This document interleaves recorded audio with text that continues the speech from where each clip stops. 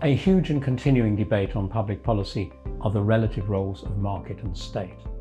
And the Washington Consensus of 30 plus years ago placed fairly heavy emphasis on the role of markets.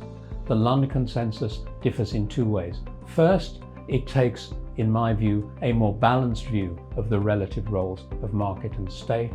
And secondly, it broadens the focus from economics narrowly defined to take a wider view of human existence. For example, recognizing the importance of community rather than just thinking of people as individual workers who can respond individually to market forces. The London Consensus draws from an earlier Washington Consensus, which was about a set of institutional arrangements and economic practices that were meant to lead to growth, particularly in developing countries, and which often ended up stifling growth instead of producing growth.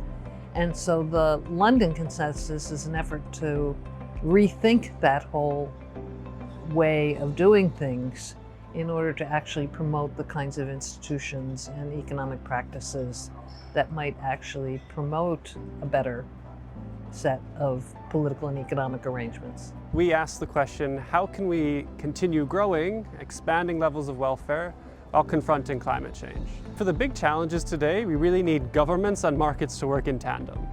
What the London Consensus is doing is it's taking away some of these ideological narratives on government versus markets and really thinking about how can we bring these two together to solve some of these big challenges. And to me, that's what the London Consensus is really all about. Public policy has a very serious and a very good role to play if it's designed well and if it anticipates well what's going on, if it talks to both workers and their employers and see where they're leading to. And my hope is that this book will influence public policy in the right direction. Keep an eye open for our London Consensus book. It's coming out this autumn by the LSE Press.